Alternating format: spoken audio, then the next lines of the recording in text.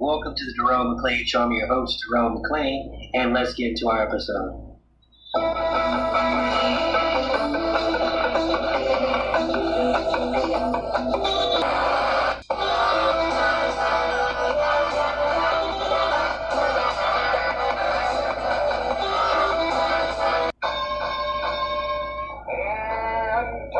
Intelligentsia, the endem of sarcasm, the nutty professor, to your whack-ass marmalade.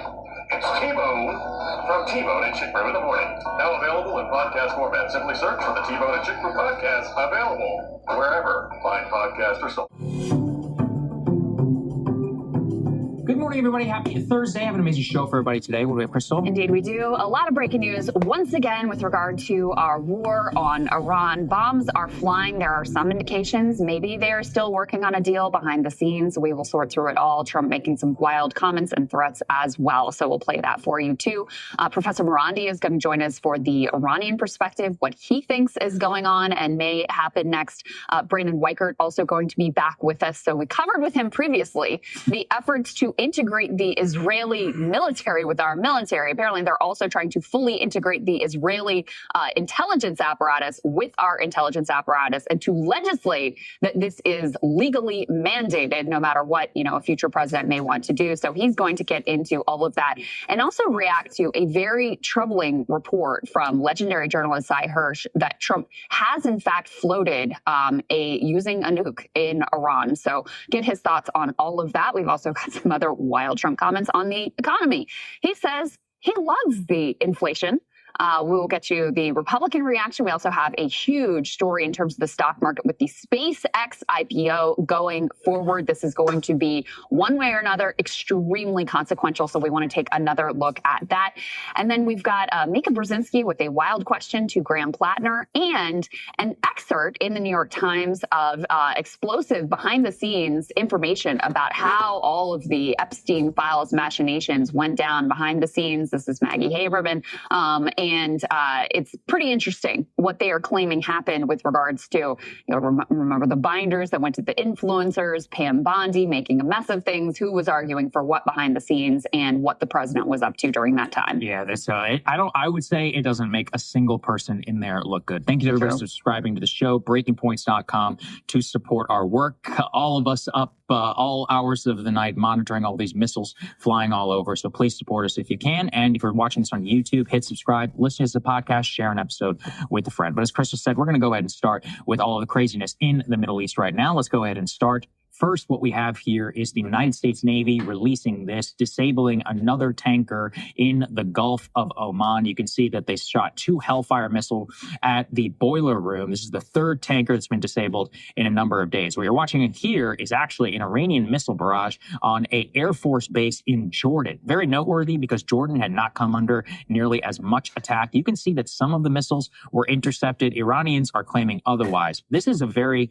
important one. What you're watching in front of you are actually Tomahawk missiles, which were fired from a U.S. destroyer somewhere in the Persian Gulf. But the reason why this is very important from a military perspective is that it shows even nearly 100 days now into the war is that the United States did not want to risk actually sending planes over Iran. And remember, because we had multiple shoot down instances. So these are standoff munitions, Tomahawks. It is estimated that in the 39 days, maybe 38 days of conflict, the United States spent 30% of its entire Tomahawk missile inventory. So another 50 Tomahawk missiles per the president and the White House that were fired as of last night. Very noteworthy in the fact that they were used. We also know from the targeting, many of the targets in Iran appear to all be air-based and radar systems, which are along the Strait of Hormuz. Why does that matter? Because it shows that the U.S. remains bedeviled by this problem. We were told that the Navy was eliminated, that the Air Force was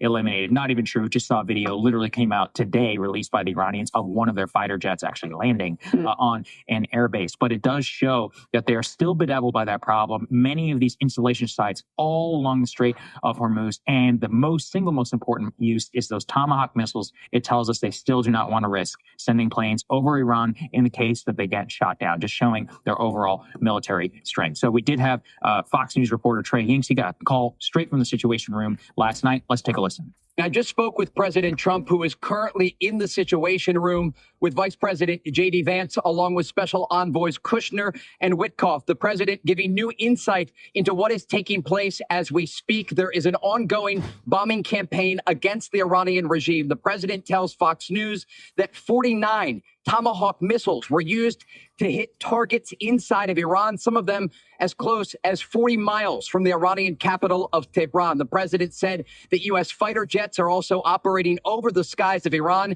taking out radar systems and air defense systems in the southwestern part of the country, close to the Persian Gulf. This is all taking place as the Iranians are trying to get the United States to stop the bombing campaign. President Trump told me that Iran called him tonight.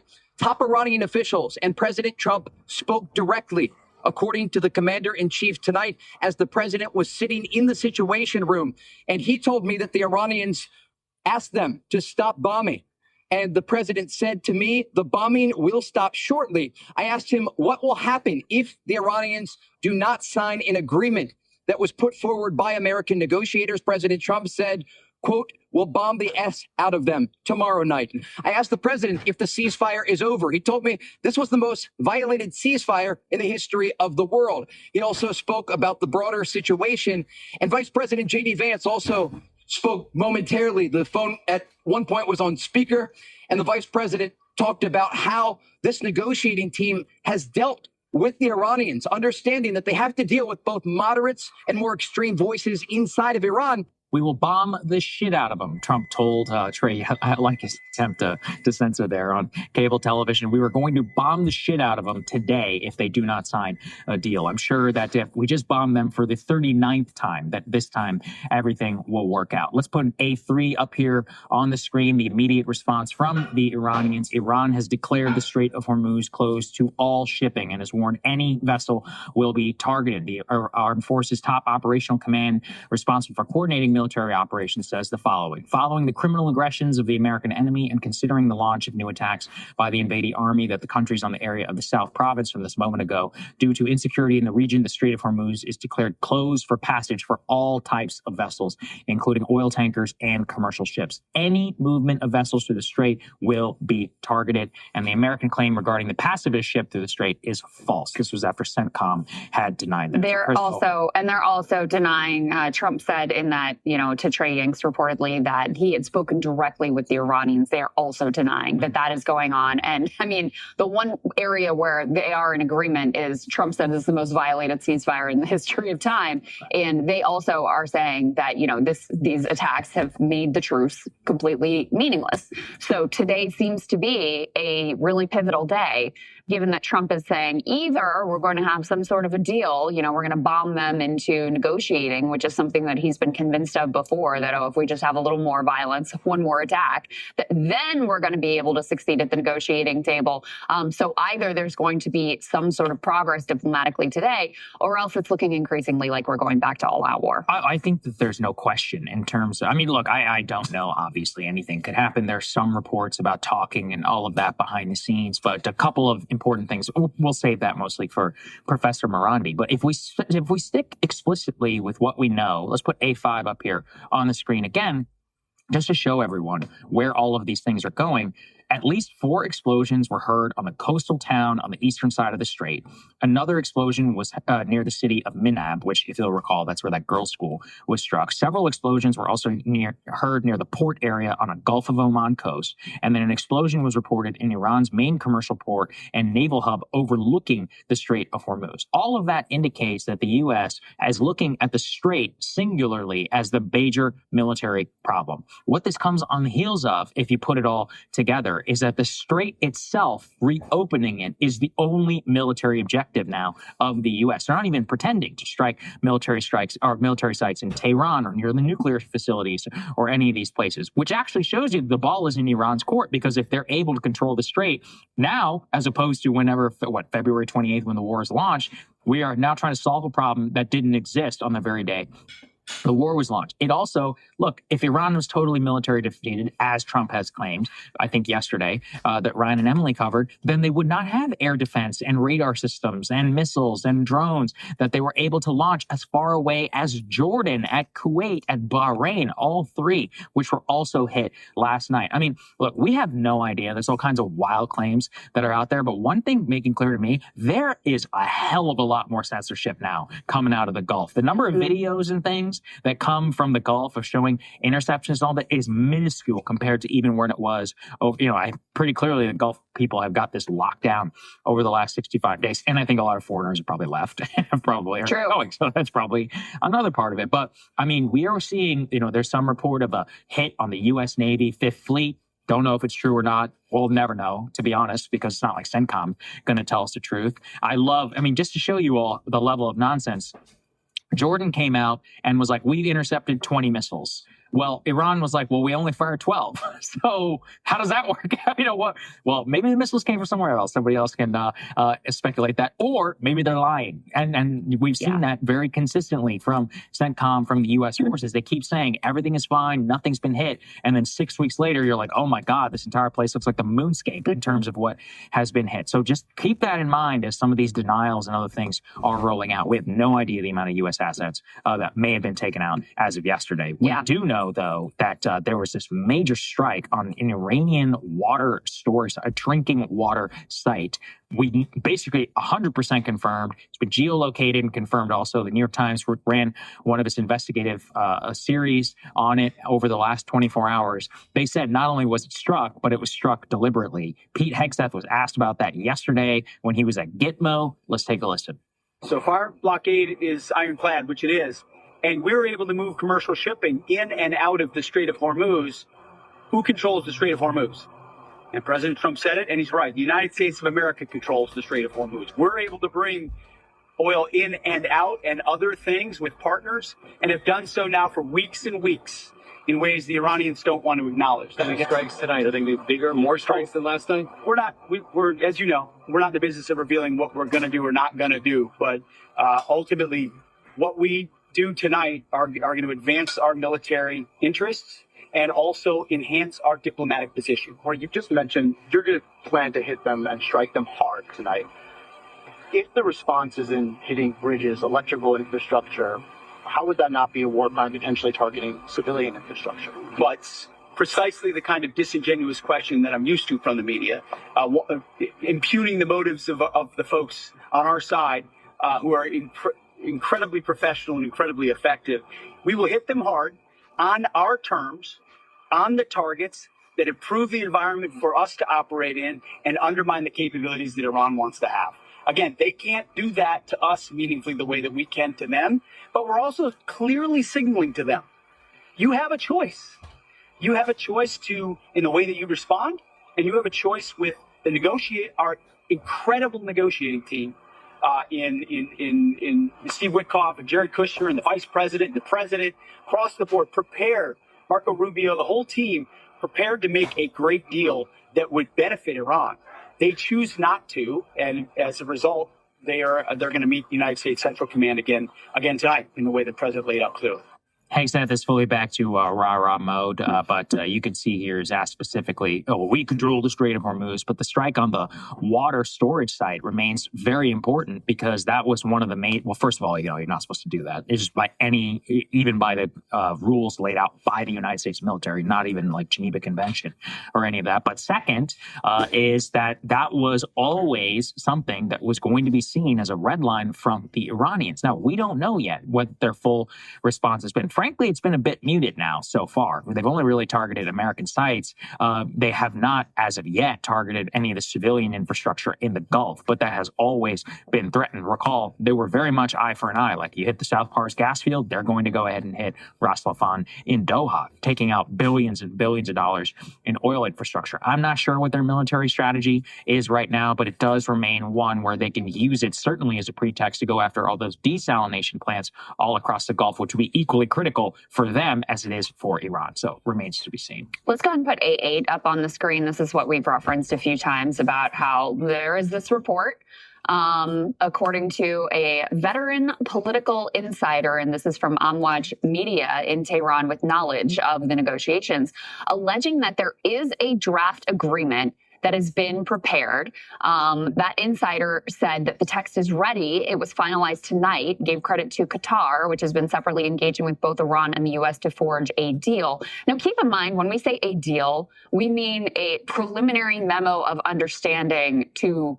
I guess, have a more concrete ceasefire, since this ceasefire doesn't really seem to be a ceasefire, while the rest of the details are worked out. It says if they can get the final approval by tomorrow, that would now be today, it will be initiated. Spike in Iran-U.S. violence comes amid mixed signaling that suggests possible disconnect between what the respective militaries are doing and what political leadership are discussing. Senior Iranian political source interpreted Trump's decision to conduct strikes for a second night as reflecting anger with an apparent deadlock in negotiations, while describing Trump as angry. The senior source lamented there appeared to be little cognizance in the White House of how real-world armed confrontations are, quote, not a video game. The Iranian leadership has authorized retaliatory strikes on U.S. military facilities, casting doubt on the prospect of a nod to an imminent deal. There are indications, though, that both sides ultimately want to avoid renewed all-out war. While the Iranian leadership has authorized retaliatory strikes, they also say late on June 10th, Trump claimed to have ordered a halt to bombings after speaking directly with Iranian officials, alleging he was asked to cease attacks. The U.S. military on June 10th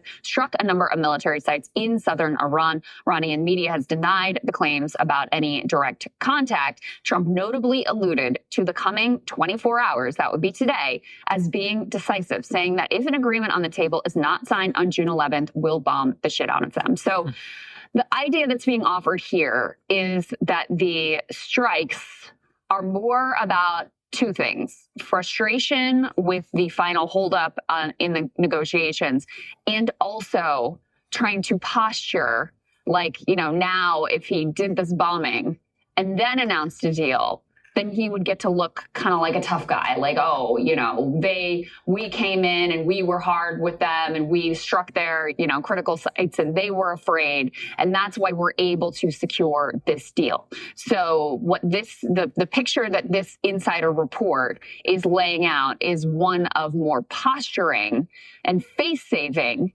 in the, days before there's actually going to be some sort of diplomatic breakthrough. That's what they're claiming. Now, I am skeptical because I don't think that when you go in and bomb a country, it makes it more likely for a deal to happen. That is certainly not what we've seen in the past. It's not what we've seen in the context of this conflict, when Iran still has a very hard and a strong position in terms of their leverage over the Strait of Hormuz. The nature, as Sagar was saying before, of the attacks, where there were not flyovers, where these were just missiles launched from far away, shows the continued strength of the Iranian military and the Iranian position. We have been, they almost have a deal rodeo for like 60 days at this point. So that also lends some level of skepticism.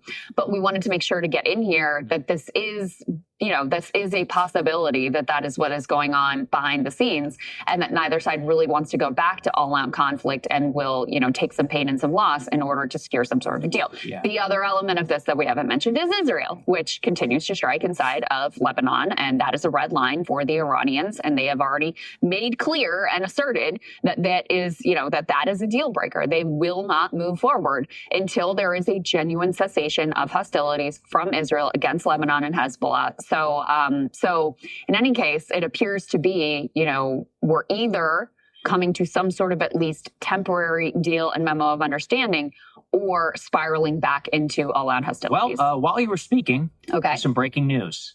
The United States, from Donald Trump, let's put this up in post, will be hitting Iran, whose Navy, Air Force, radar, and anti-aircraft are gone, very hard tonight.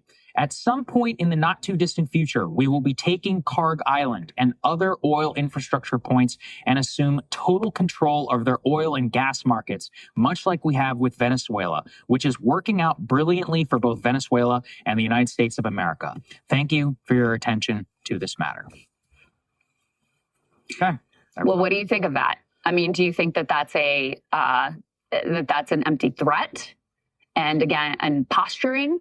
or do you think this is really happening? Right. Because with Trump, you never know, because you cannot take his words at face value. Processing in real time. There's just basically two options. It's the one, remember, he said we're going to end civilization, entire civilization will die tonight. The ceasefire gets signed like 24 hours later. So that's certainly possible. Also, would you really want to telegraph that you're going to take Karg Island before you're going to take Karg Island? Probably not, because if you're like, hey, that's where we're going. So maybe they're not going to take Karg Island. We previously talked about Keshim Island, which they might go ahead and try to take, or it might be used as cover for a nuclear, paratrooper deployment in the nuclear area with Isfahan. So let's put that all on the table. At the very least, though, I mean, we're back to bellicosity and to sword waving, which the Iranian, look, I mean, that's why while you were talking, I was like, my only counter was going to be, this would mean a totally different Iran, an Iran that would sit there, from Iran for the last 100 days, which has consistently laid out a red line and said, if you come and hit us, we're going to hit you twice as hard to establish deterrence. That has fit their entire pattern. There's no reason to say why they would capitulate right now to this action. I also just see no reason why you would say at some point in the not too distant future, we will be taking Karg Island and other oil infrastructure points and assume total control of their oil and gas markets if you didn't mean it in some form. It does remind me, though, very much of, like you were saying, the whole civilization is going to die. And then he said, we're going to destroy all of their bridges and all of their infrastructure. Right. And that was an attempt by him to provide himself with cover in order to, float this deal, which was, so that he could look like, oh, we forced that. They were so scared that they came running to the negotiating table. We got everything that we wanted. They haven't responded very well to that in the last 60 days. Nobody's an idiot. Right? It's like, it's one of the, here's the thing. Where we could assume strategy when in reality, he's losing it. Like, I think that's what it is. Remember the Project Freedom? Do we have any of that stuff in here? Sorry, just because we have a few more minutes before Morandi. Yeah, okay, let's put B2, bring it in. Yesterday, Trump said, last month, I directed our great military to execute the secret mission to support 100 million barrels of making its way to the Strait. Now, first of all, 100 million barrels roughly works out to 2.5 million barrels per day. Does anyone want to tell me how many barrels would move through the Strait of Hormuz on a normal day? 20 million. Okay, so 10%, roughly 10% of normal traffic. And as I put out in my analysis, I was like, so we're really bragging about the full force of the United States Navy, billions of dollars, tens of millions of dollars per day, billions of dollars per month, Apache helicopters, MQ-9 Reaper drones, 3 dead Indian nationals, and all I got was a lousy 10% of restoring through the Strait. What does that tell you about the full force of the United States Navies? But let's put that to the side. Why would you brag about a secret mission? If it's a secret mission that was working, why would you brag about it? Because you care more about the oil markets necessarily than you do about actually the mission. Because now, if they're like, hey, this is happening, they're going to put more attempts to try and to stop it. Well, I mean, there's no logic behind any of it. Like, why would you brag about that if it was real? Well, is it all bluster? I don't know. I mean, it would be shocking and insane to brag about taking Karg Island. And we will say, let's put some of the pieces together. Remember Ken Klippenstein's report?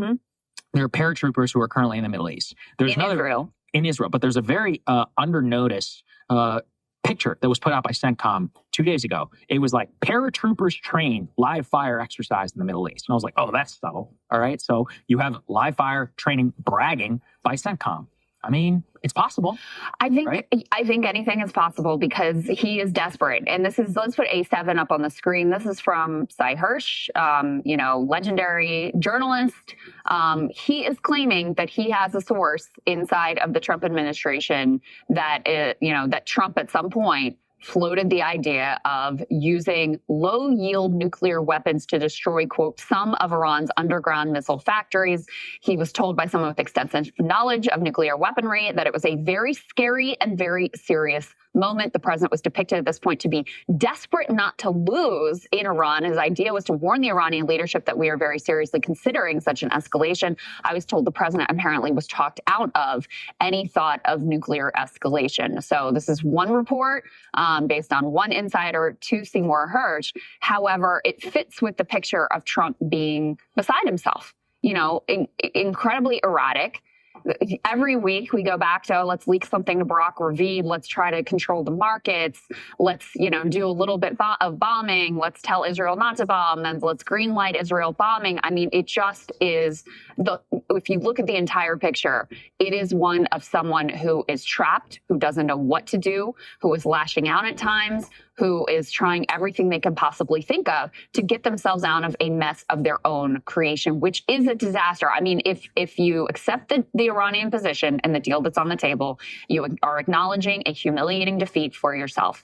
If you go into full-scale war with some sort of insane Karg Island operation or nuclear dust operation or, God forbid, low-yield nuclear weapon, that is going to be a disaster as well. So there are no good options on the table, and he keeps spinning his wheels trying to find one. The reason I put some credence in the idea that this is a lot of bluster is simply because I do think he is terrified of going, of doing some larger scale assault that would involve a ground invasion. I think he is terrified of that. I think there's been, after that, whatever happened with the pilot rescue situation and how that went so sideways and was almost a complete and total disaster, he seems to have been, from that point on, very fearful of walking that next step up the escalation ladder, but also cannot accept the deal that would be on the table right now. That's why there's no reason to say that. I think today is really pivotal. Today is really pivotal. I think that's why there's no reason to dismiss that we have oscillated back, as we did have 60 days. Remember, by the way, it is by the grace of God those pilots are alive. I was, again, assume the actual story is true. But, I mean, there's no reason not to, at least so far, with the Apaches, which is that the Apache helicopter is flying, a suicide attack drone comes. Somehow, by the way, the Apache, as I understand it, the pilot configuration is like 1-1, like here. I was reading from a pilot. It lodges itself in between. It's on fire. So they have to do a powered descent into the water. And then once they're in the water, they're picked up by this AI U.S. Navy surface drone. So first of all, from what I heard, if it's a pilot, impossible, like out of a plane. Why? Because they're immobilized into their seats, and they wouldn't have been able to get out as easy and wouldn't be able to swim to the drone. So that's number one. So every step went right for these people to be alive, whoever these pilots are. But I mean, if we consider that operation, Trump previously had said that the red line was if Americans were killed. I mean, these guys are barely, seriously, again, if the official story is true, which I currently do think so, because the Iranians did kind of acknowledge that they hit the pilot and all that. And I don't really know why they would lie. Anyway, my point just remains, because we have Morandi standing by. This is a very, very, very pivotal moment. Let's talk to Professor Morandi. He's standing by. Hey, if you like that video, hit the like button or leave a comment below. It really helps get the show to more people. And if you'd like to get the full show ad-free and in your inbox every morning, you can sign up at breakingpoints.com. That's right. Get the full show. Help support the future of independent media at breakingpoints.com. Very excited now to be joined by our great friend of the show, Professor Robert Pape of the University of Chicago. It's good to see you, sir. Thanks for coming back. Thank you so much for having me. Absolutely. Let's go ahead and start with B1. This really caught our interest, Professor. Curious for your reaction. The commander of the IRGC Quds Force issued a very interesting statement yesterday. He said that they would establish a new security belt of resistance that from the Strait of Hormuz to the Bab al-Mandeb Strait off of Yemen and then to the Gulf to the Red Sea. According to these new comments by state media, they are now using the term resistance or axis of resistance to refer to Iranian allies in the region from Hezbollah to Yemen's Houthis. What do you make of this new term of the axis of resistance, this security belt comment in the context of everything that's been happening here in this war? This is more evidence for the new stage of the war that we've entered into. We just passed day 100 of the Iran war. There is no end in sight.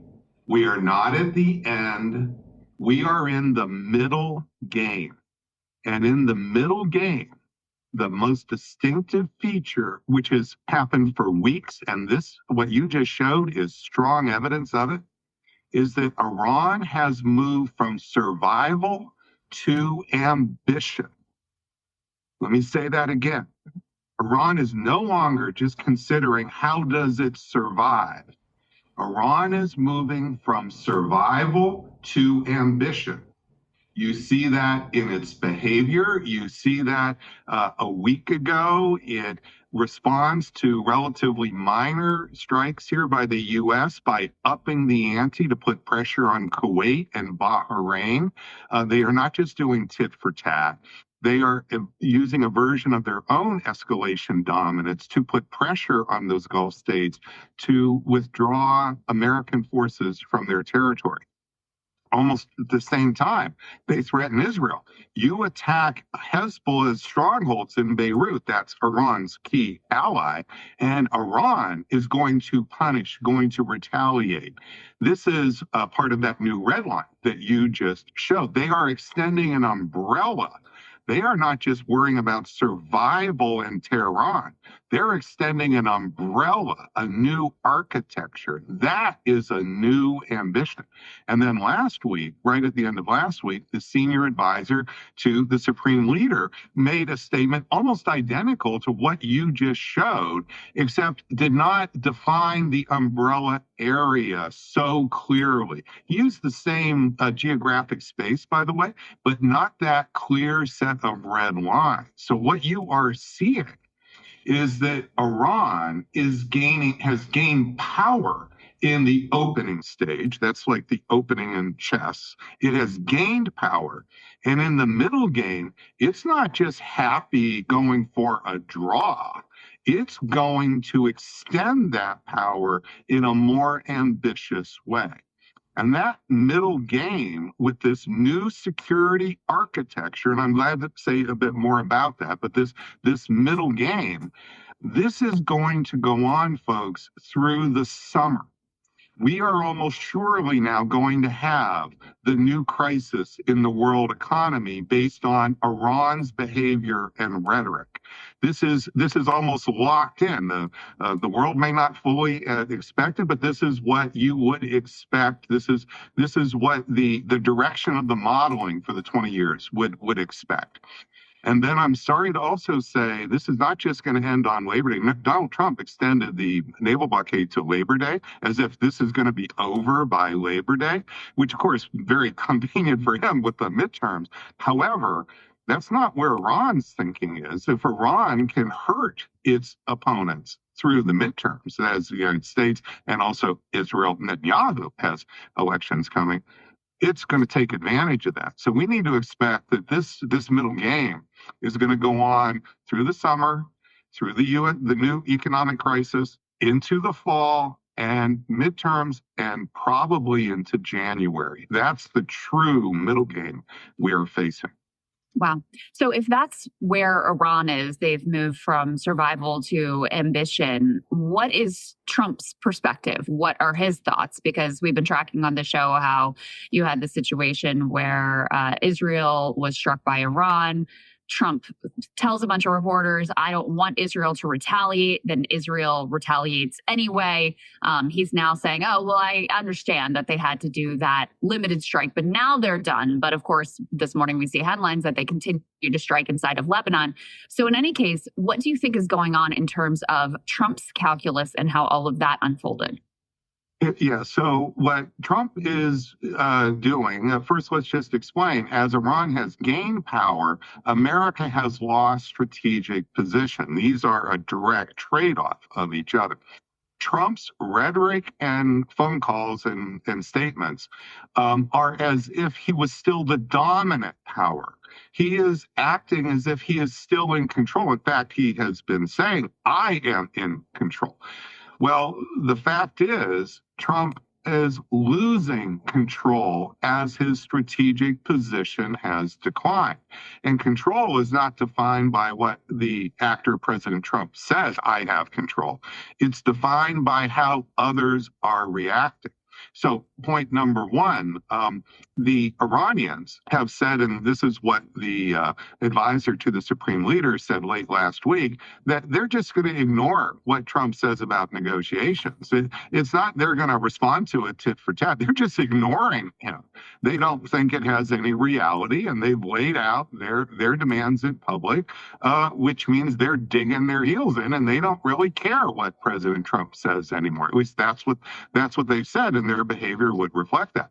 Israel also, they're still taking, Netanyahu is still taking President Trump's calls. Okay, so I'm not saying that they've gone that far in not taking the call. They're taking the call, but Netanyahu did not follow Trump's orders. Trump tried to order Netanyahu not to retaliate. And what happened? Netanyahu launched airstrikes on Iran in western and central Iran against some key targets. So this is the opposite of listening to President Trump. President Trump is losing control because his behavior and rhetoric has been as if he had not lost that strategic position. Right. Well, in war, the realities dictate everything. You can try to have your happy talk, and that's what President Trump is doing. But this is being ignored because the happy talk is irrelevant. We all see the realities, and that's true in much of the American public. That's true in the leadership. And that is why President Trump's words seem to have no reality to them. It's because there is no reality to his words. And we know this. How long has it been? Let me just ask you, and the listeners should ask, how long has it been that they have heard President Trump say that the negotiations with Iran are just about to be settled? Well, I went back before we came on. I just thought I would just check for myself. And this could be a game that listeners could do on Google. I found it goes back to March 29th. Okay, so that's 72 days of this. Now, if your listeners can, it's like beat the professor. Maybe I missed one before March 29th. So just let me know if they found one going back earlier than March 29th. Yeah. But that's 72 days of almost every day or every other day hearing. We're only days away from the deal with Iran. So you could see as Iran's ambitions grow, as it extends its umbrella, it's spreading its wings, why he would be losing control. Mm-hmm. Professor, you had a prediction here, or just a statement on our show many months ago. You said Iran has become a new regional world power. I put that clip out. I got quite a lot of criticism, mostly from the Israeli lobby. And what I found fascinating, actually, is watching some of this proof out. And so yesterday, when we saw Iran enforce its red line of strikes on Lebanon, for the first time in its modern history, to actually use that as a pretext explicitly to enforce regional action, how did that prove out, that original statement? Stay with us. We'll be right back. Has anybody ever told you you were over-opinionated? How about this one? You can talk about everything you like, but don't talk about religion. Don't talk about faith. Don't talk about politics. My name is Jerome McClain, host of Jerome McClain Show, and I want to introduce you to a show called Over-Opinionated with my friend from Southwest Virginia, Josh Scott. Josh has always been told he has been over-opinionated. He always tried to hold back these opinions, but he tried to back them up when he had to say something with facts and logic. Since he's grown up in many ways, he had to change a lot of his views and his opinions, as a lot of people should. He's not a millionaire from Fox News or CNN. He's just a hard-working, blue-collar type of guy. Give Josh Scott a shot at Over-Opinionated with Josh Scott. You can find him on patreon.com/overopinionated at 679. You can also check him out on Twitter at NRV_guy79. Over-Opinionated with Josh Scott. Why, he is this soft-spoken guy telling you the truth. We talk about a lot of serious topics on this show. One very serious topic is women's health. One company that stood out to me was vslay.com, because the owner is very transparent about her own struggles in the women's health department and has great customer service, great deals, and frequent sales. You can check her out, her great customer service, products about women's health, and frequent sales at www.vslay.com. That is www.vslay.com. For the Iranian perspective on whatever is happening this morning, we are very fortunate to be joined by Professor Mohammed Morandi of the University of Tehran. Great to see you again, sir. Good to see you, sir. Great to see the two of you. So let me get your live reaction here to the latest Trump Truth Social post. He says, the United States will be hitting Iran, whose Navy, Air Force, radar, anti-aircraft, and all other forms of defense, together with most of its offensive capability, are gone, very hard tonight. At some point in the not too distant future, we will be taking Karg Island and other oil infrastructure points and assume total control of their oil and gas markets, much like we have with Venezuela, which is working out brilliantly for both Venezuela and the United States of America. Thank you for your attention to this matter. I know you're processing this in real time, but what is your initial reaction here, sir? It doesn't surprise me. I mean, that's the sort of thing that Trump does say. And we've seen him carry it out in Venezuela and threaten to take Cuba. And he is currently strangling Cuba. And he's facilitating the genocide and the ongoing genocide in southern Lebanon and, of course, the ongoing genocide in Gaza. So we have no expectations. But it's interesting that recognize that there is an Iranian audience out there, and they see that the Trump regime is not prepared to be reasonable, and that it is openly saying that it's going to take Iranian resources and Iranian territory. So that is going to do nothing but unite the country further. If there are those who are saying that maybe we should find a solution, even though it may not be completely fair, and even if the agreement may not be fully just, but maybe we should accept an agreement with the Americans in the hope that Trump will back down and behave more reasonably. When they see this, they say, okay, then the political forces in power in Iran, they're right. They have to be tough and steadfast with Trump in order to prevent him from stealing our land and resources. So he unites the Iranian people further. He tells the world of his openly 18th century, 19th century, early 20th century imperial ambitions. I don't think it helps the United States. And he's going to fail. Last night, that huge offensive, it was somewhat bigger than the previous attack, but the Iranian response was also equally tough. The United States didn't open the Strait of Hormuz. It's not going to be able to open the Strait of Hormuz. And meanwhile, the global economic situation gets worse by the day. Professor, I want to ask, the last time you were on our show, forgive me if I'm wrong, you seemed quite optimistic about a potential deal. We've interviewed you several times. You seem fairly optimistic, and you're very tapped in. You of course, have accompanied some of these delegations as an observer. This time around, just monitoring some of your communications, you don't seem nearly as optimistic. And I know that you speak to many of the people who are in power. What is the feeling in the higher echelons of power in Tehran?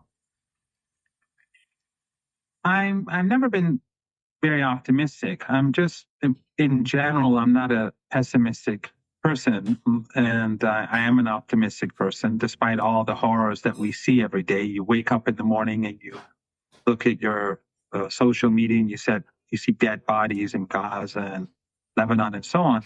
But in general, I am hopeful for the future. I believe that at the end of the day, the United States is going to have to back down, whether it's by signing an agreement that's reasonable, or whether it's just going to have to sort of walk away or melt away, which is not going to be easy tomorrow. But the fact is that Iran has, during the 39 days war, during 39 days of hot war, it has shown that it could defeat a superpower, and it could defeat a superpower with its broad coalition, the regimes in the region, the Israeli regime, the collective West through the maximum pressure sanctions, even Turkey's U.S. bases in Turkey, NATO AWACS jets were being used against Iran. The Republic of Azerbaijan was working against Iran. This huge coalition fighting against Iran, directly or indirectly, and the Iranians won the war. So the Iranians are competent. Now what Trump is trying to do is to strangle the Iranian people. That's what the siege is about, to prevent food from getting in, medicine from getting in, from preventing Iran from gaining wealth through its oil trade. But first of all, that's a double-edged sword, and it's bringing down the global economy. And second of all, if it was so successful, we wouldn't now be seeing the United States constantly breaking the ceasefire over the past few weeks and attacking Iranian positions. So obviously in siege warfare, the United States ceasefire, they just sit back and relax and wait till the Iranian people die of hunger.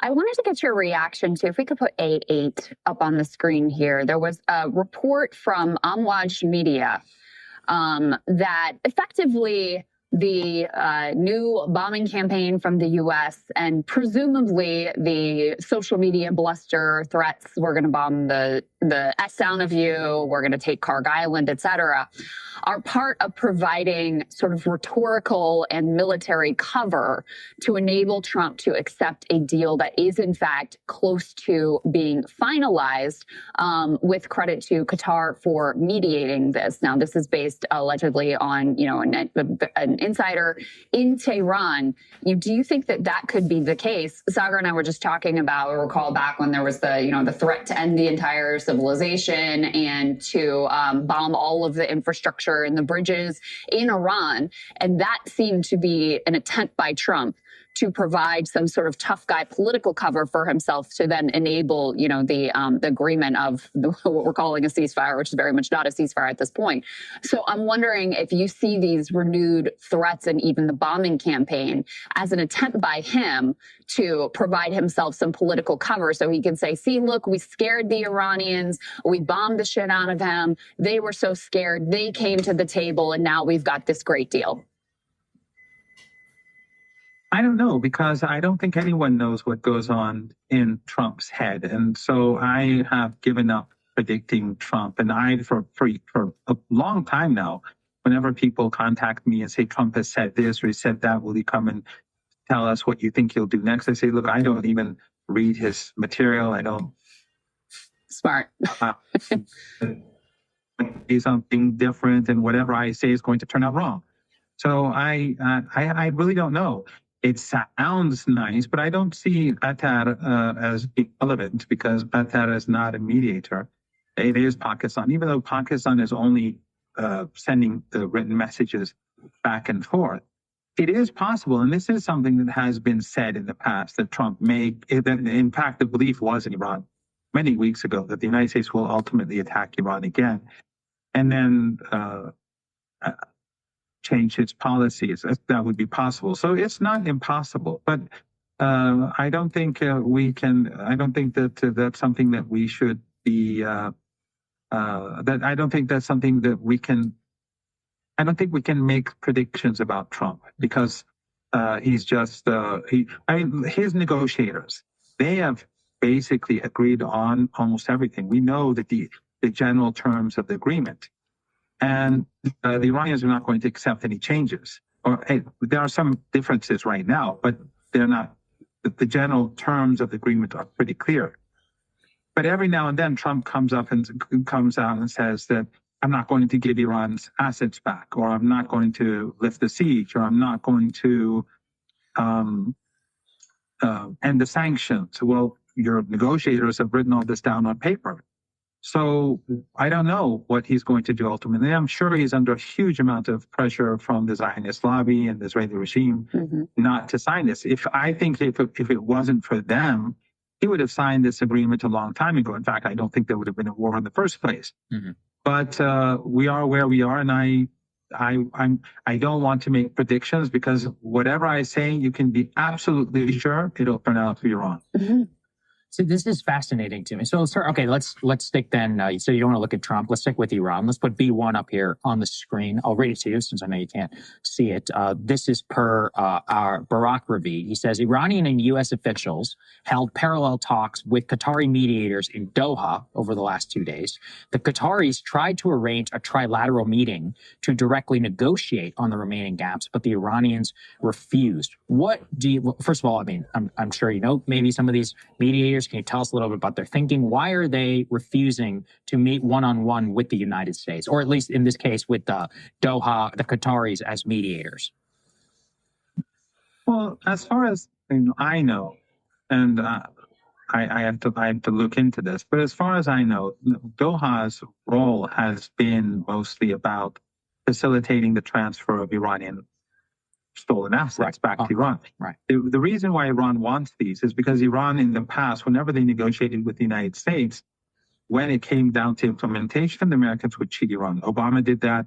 That's always been the case with America. So here they're saying, no, at the very beginning, you have to end the genocide, you have to end the slaughter in Lebanon and Gaza, you have to end the war, and you have to hand over that money. And then we can go forward, because we know that if we start the deal, when you don't hand them over, we're never going to see our money again. So that is one issue. Doha, whether it's Doha or Pakistan or anyone else, the Iranians prefer not to negotiate directly with the United States, because the United States, whenever we did negotiate with them directly, it bore no fruit. It made them more demanding. It made them more aggressive. And later on, they refused to acknowledge many of the promises that they made. For Iran, the best thing right now is for everything to be on paper. If Trump tomorrow says that I never agreed to end the siege, all they have to do is say your negotiators wrote this down on paper. We spent a full day in Islamabad, and the two sides were negotiating from morning till night. The Iranian team had experts with them. The chief negotiator was an associate professor at my university, the Speaker of Parliament.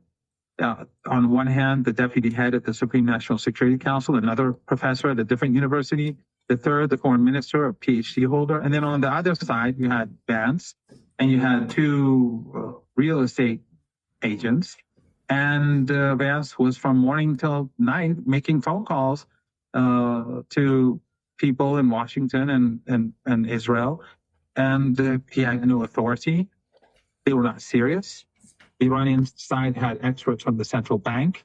The head of the central bank was there. The Iranians had experts in different fields so that they could solve all the issues. But the Americans were not serious. So the necessity of the two sides sitting together, I don't think there's a necessity for them to sit together. If the Americans at some point do sign a deal and they abide by the deal, then perhaps in future, they could have direct negotiations. But at the moment, all they do is bomb Iran and make threats. And Hegseth, after consuming lots of alcohol, he goes on his rants, or at least it seems like he's taking, I hope he's drinking alcohol, because if he's not and he's talking like this, that's really scary. But, what's the use of speaking to these people directly? So let me ask you, let's say the threats from Trump are real. Right. And they're really going to do some sort of an operation and try to take Karg Island, that they're going to escalate even beyond what's already happened overnight. What do you see as the options on the table for an Iranian response? I've discussed this during the 39-day war on different programs. The Iranians want the United States to enter Iranian territory. They want them to occupy parts of Iran, because that's when they can hit the United States the hardest. When the Americans occupy islands, when they occupy the mainland, then the Iranians will hit just as the Iranians have prepared all these underground missile cities and drone cities. An extraordinary achievement, something that military universities will be discussing for decades to come, and all these underground factories and assets and so on. They also made preparations for land battle as well, because the whole purpose of all of this was to defend Iran against an American invasion. And therefore, when the United States comes in, then the Iranians can strike them with missiles, with drones, with artillery, with ambushes, and so on and so forth. I mean, look at the Israeli regime right now in southern Lebanon. Hezbollah is hitting them very hard, despite the fact that Hezbollah is completely surrounded. You have one proxy of the United States in Syria, ISIS, the Al-Qaeda government.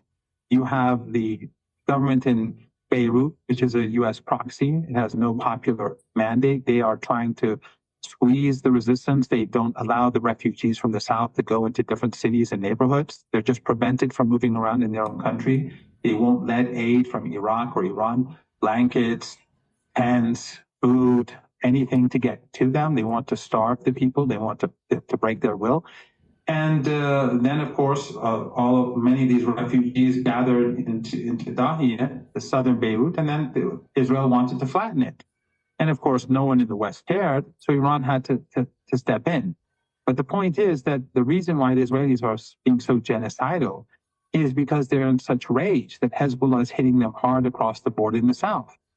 So if Hezbollah can do that to Israel, you can be absolutely certain that Iran, after being able to defeat the United States literally on the battlefield after 39 days, they can defeat the United States on the ground. What the Iranians want to happen in this war is to make the war so costly for the United States that 1 year from now, 2 years from now, 5 years from now, if someone in the United States says let's go to war with Iran, everyone says, no, let's not go there. That's not an option. That is Iran's ultimate goal. Well, Professor, thank you so much for joining us and providing your immediate reaction and analysis. We always value your time. Thank you, sir.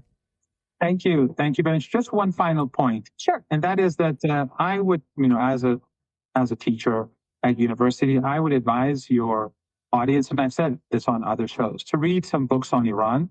One is called Going to Tehran by Flint and Hillary Leverett, who worked in the White House, two academics. I think if you invite Hillary Leverett, she would be a good guest, an excellent guest. Another by Alistair Crook, a book called Resistance. They would better understand what resistance means in Iranian culture and in the culture of the axis of resistance. And there's also another very small book by Peter Oborn, who is a conservative in the UK, who wrote about the Iranian nuclear program. It's a very easy read called A Dangerous Delusion. And I think that would be these three books, if people read them, they'd have a better understanding of Iran. And I think it's important for people to understand Iran better today. Well, we have a lot of readers in our audience. We're always getting requests for, what books to read. So I'm sure they will appreciate that, and we appreciate it as well. Thank you, sir. Appreciate it. Thank you. Hey, if you like that video. So in the midst of all of this, Trump got asked yesterday about how this is all working out economically for Americans. There was a very hot inflation report that Emily and Ryan covered on the show, and you will not believe what the president had in response to a question about this inflation. Let's take a listen. Are you concerned, Mr. President, about the latest inflation number which came out this morning? Could that be a No, I love it. The numbers were great. You know what I really love? I love the inflation. But you know why? Because as soon as this war is over, I can say it now. Something you didn't know. We've been taking out millions of barrels of oil. Nobody knows it. You know who doesn't know about it? Iran, until right now. We took out the other night 22 ships. Late at night with no lights, because they don't have any radar, because we blasted the crap out of it. We took out, that's why oil's $85 a barrel. I mean, you take a look. Remember when I did this, I said, look, the one bad thing will be, we hit the best economy we've ever hit. And I said to my people, I had Scott, I had Howard, I had Pete, I had all, I had Todd in the room. I said, the one thing we have to do now, we had just hit the highest stock market in history, highest 401ks in history. Everything was going well. And I said, I hate to do this to you guys, but Iran's going to have a nuclear weapon very soon. So he literally says, the numbers were great, and I love the inflation. Yes. And then pivots to talking about this supposed scheme that is getting some small percentage of barrels of oil through the Strait of Hormuz. I love inflation. Somebody can back that up with, what else did he say? I don't think about Americans. Oh, well, we have that. We can do a little trip down memory lane, because this is far from the first insanely honest, actually, but disgusting thing that he has said about the finances of Americans. So the latest is, I love the inflation. Great bumper sticker for Republicans, I think, going into the midterms. Previously, he said, well, we can't have childcare because we got to pay for these wars. And also, by the way, I don't think about Americans' financial situation whatsoever. This is D1C. Let's take a listen. Don't send any money for daycare, because the United States can't take care of daycare. That has to be up to a state. We can't take care of daycare. We're a big country. We have 50 states. We have all these other people. We're fighting wars. We can't take care of daycare. You got to let a state take care of daycare, and they should pay for it too. They should pay. They have to raise their taxes, but they should pay for it. And we could lower our taxes a little bit to them to make up. But it's not possible for us to take care of daycare, Medicaid, Medicare, all these individual things. They can do it on a state basis. You can't do it on a federal.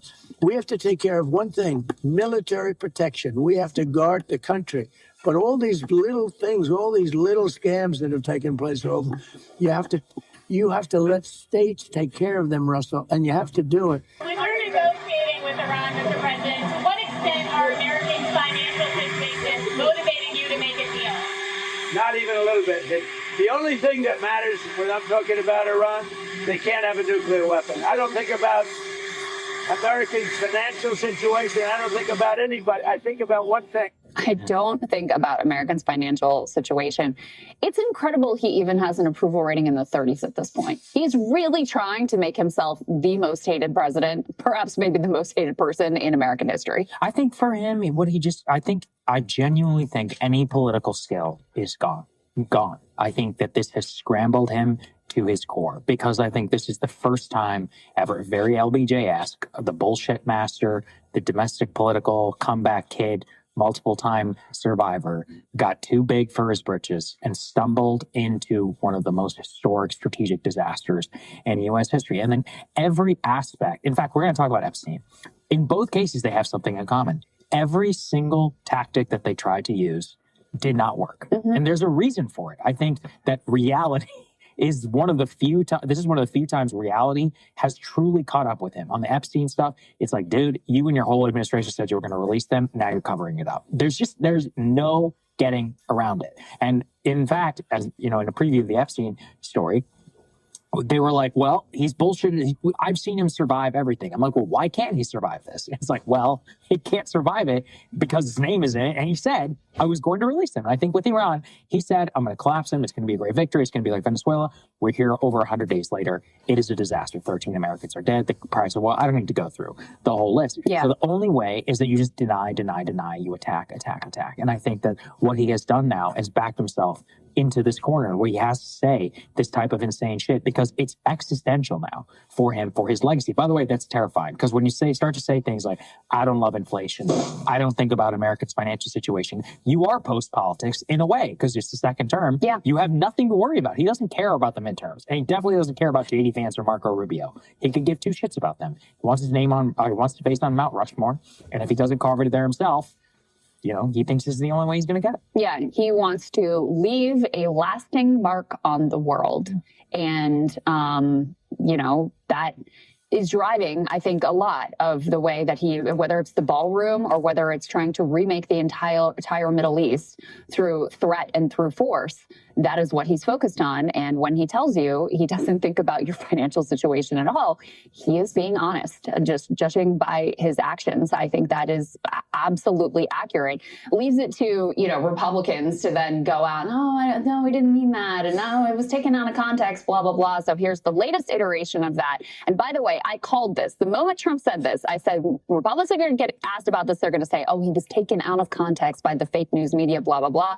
Let's take a listen to what Speaker Mike Johnson has to say. I knew somebody was going to ask me that. It was totally out of context. You know what he was talking about. The message that voters want to hear right now? No. The president is laser focused on the domestic economic situation. He is working to bring down prices. He is working to get the Strait of Hormuz reopened. We have passed legislation. He's used executive orders to get the cost of living down. What about the economic today? Everybody got their highest tax refunds they've had in their whole lives. They're getting greater paychecks. There's all sorts of great economic indicators, but there's still challenges, gas prices among them. So what he was saying is it's going to be great to have that number and compare it to what comes next when we get these situations resolved. That'll be a fun thing to consider and to compare. We played the whole clip for you, just so you guys know. We literally played the entire clip. Right? Yeah. There's no context. He goes Said, on I some love rant. the inflation. Yeah, he goes on some rant about this, operation that they're allegedly doing in the Strait of Hormuz. He says he's laser focused on the domestic priorities of Americans. One of them being reopening the Strait of Hormuz, which is closed. Why? Can anyone remind us why it's closed to begin with? I mean, just absolutely insane. And to his point about, they got to get a big tax refund. We'll put Z2 up on the screens. Just the gas price increase alone. Okay, this is we're not talking about groceries and the overall inflation. Just the increase in gas prices have now wiped out an entire year worth of wage gains. So, I think that they were really counting on, people are going to get somewhat larger refunds when they file their taxes. They're going to be able to process that before the midterms. That's going to provide us with a political bump and juice the economy, et cetera, heading into this critical political period. That is gone. I mean, the first time you went to fill up your tank during the Iran war, that's basically out the window. So it's preposterous that they're still trying to hang their hat on these, minuscule little refund bumps that they gave to the population. The data tells the devastating story. January 2025, that's literally when Trump took office. That's how average hourly wage gain is back to. And we know the story of where things continue to go from here. Ryan and Emily broke it down yesterday. Consumer prices are up 4.2%. That's just in terms of the way the Labor Department and all those other people configure the data. Now, just think about, we are going, it's June 11th, starting to see a lot of tourists around here in Washington. It's just the beginning. So it's the beginning of tourist season, driving season, flying season. People are going to go on vacation. July 4th barbecues, not even a month away. They're going to see the beef prices. They're going to see the drive. They're going to fill up their tank. And I think all of those things are going to continue to spiral on top of the already precarious financial situation. And that is just heading into the midterms. And I think on top of it, you see a number of other things, like the corruption. You can't ignore it now at this point. A lot of people can ignore a lot of corruption whenever shit's good. When we're all rich, whatever. Not whatever, but you get what I'm saying. Most people can look away and say, my 401k is high, so what do I care? Well, whenever we're not doing so well, let's put this up here. I keep trying to figure this one out. D3, Trump posted yesterday a Truth Social post where he said, wow, Citi was ranked #1 in topping M&A advisory market by value in Q1. Congratulations to Jane F. and all of her great people. They worked really hard. Big comeback for Citi. This is for Jane Fraser, the chief of Citibank. Nobody on Wall Street has any idea what this is about. Apparently the number, whatever he's citing here, is not even true. Right. So the number's not true. Nobody on Wall Street has any idea what he's talking about. It came from somewhere. I just want to know what money changed hands, what phone call, for what purpose, for what deal, for the Trump family. Is this all behind? Because it doesn't just happen. It doesn't just happen. You don't just make it to the Trump True Social. It's like whenever he posted about Palantir and then put the stock ticker in there, you're like, okay, all right, like I see what's happening there. Right? I mean, he's just so out in the open. The whole thing is so out in the open. He just doesn't even care to attempt to hide it at this point, with, his crypto coin being sort of like the chief money-making scheme. The way his net worth has soared in his second term is just truly a historic cash grab, a historic theft that we are all witnessing. And, when you're doing well, I guess maybe you look at that and go, it's not great, but at least, things are going better for everybody. He's profiting the most and his daughter's getting her private island, but I'm doing okay. But when you're seeing going to the gas pump every day, like, I cannot afford this and I cannot make rent and I cannot buy steak anymore or chicken anymore, I'm going to the canned protein section, then it's going to hit you a little bit different. And, there are some people in the economy, not just the Trump family, who are doing extraordinarily well, which again paints a very frustrating, enraging portrait for your average American. We have this SpaceX IPO that is happening tomorrow. It will start trading, and we can put D4 up on the screen here. So it's going to turn 4,400 SpaceX employees into millionaires. It is likely to turn Elon Musk himself into a trillionaire.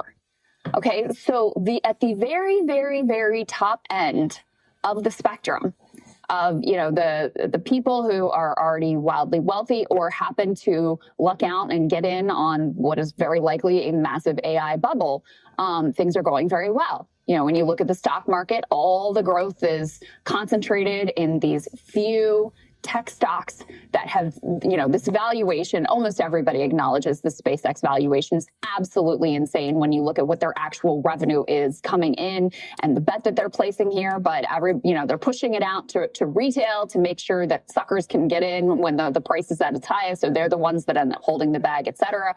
If this thing ultimately, you know, goes down significantly in value, which big IPOs usually do, at least initially. So in any case, you've got quite a portrait being painted for the American people of some people getting a small handful, including our president, getting wildly wealthy beyond anyone's comprehension, while you have seen your entire year's worth of wage gains eaten up at the gas pump. Yeah, I mean, looking at it right now, the S&P is still up as of today, I think based upon SpaceX expectations. And if I take a look at some of the other, you know, the indicators, the European Central Bank actually this morning just raised interest rates by a quarter point for the first time, I think, since 2025. For the first time since 2023, which is crazy. So then consider our own Federal Reserve, where the current traders on Wall Street are betting that they're going to increase interest rates here. So we're going to have high interest rates, high inflation.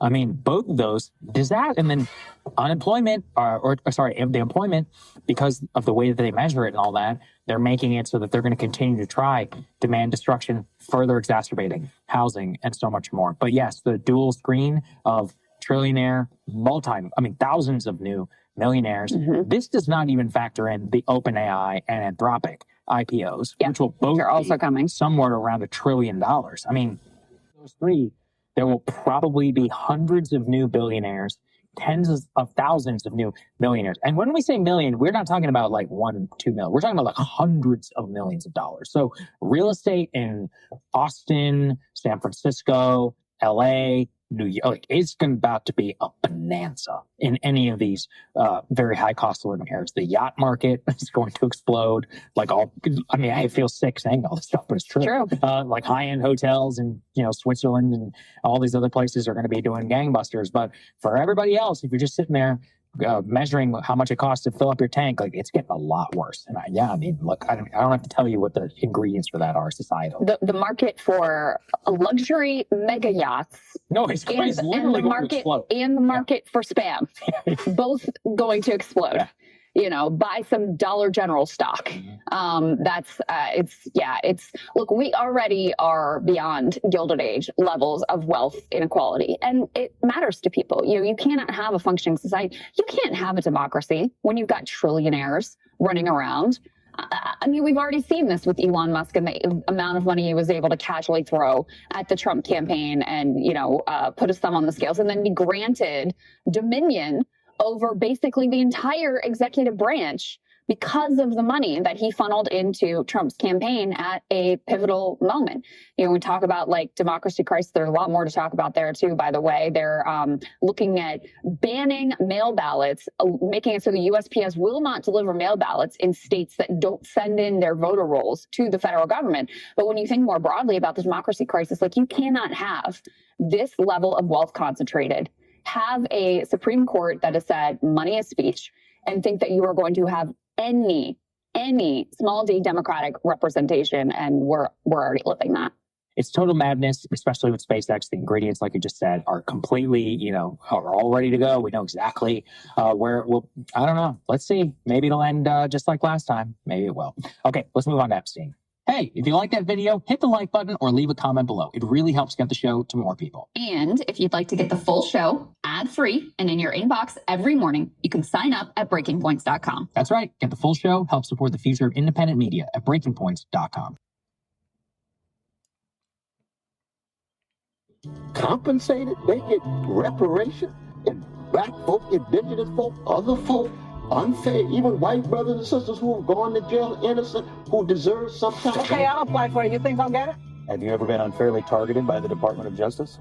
Been unfairly prosecuted by the Department of Justice? Are those the people that are going to be in this? So the answer is no, you haven't. So the issue is, the question is, People who are paying for this slush fund? why do you know it's not going to be disclosed? Because because it says so. It's going to be public in whole or in part. I mean, we can't afford Medicare or Medicaid. He said they've got it, and he also for non-citizens. No, he we can't did say afford that.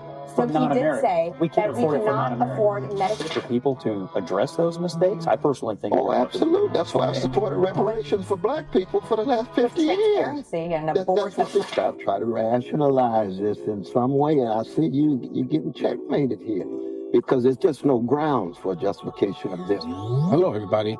Guys, does Poppy have a treat for you this morning or what? We got Agent Double O Deep Throat. Scott Jennings is back on the panel and on a new mission, Operation Spit or Swallow. Listen, I know it sounds crazy, but take it up with the DOJ. Let's get into this segment and we'll talk about it. President Trump wants to reward his friends and some of his most notorious supporters with cash using your tax dollars. It is a deal worked out between the Justice Department and the IRS to settle Trump's lawsuits over leaks and claims of unfair treatment.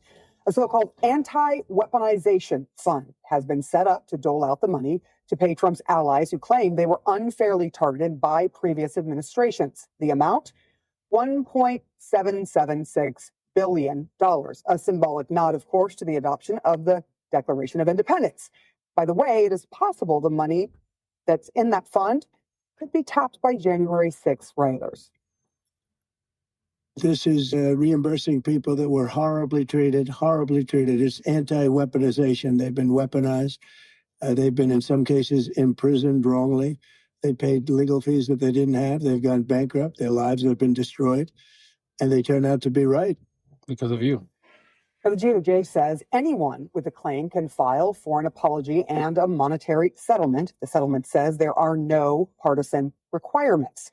A group of 5 people will gatekeep the money, and the attorney general will pick them. In this case, that's Todd Blanche, Trump's former personal lawyer.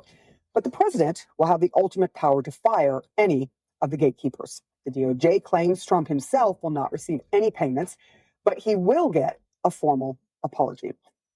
We've got a lot of folks at the table, and this is going to be hot sauce, I can tell already, with the size and the arm crossing. So we're going to start with you, Ms. Anna Navarro.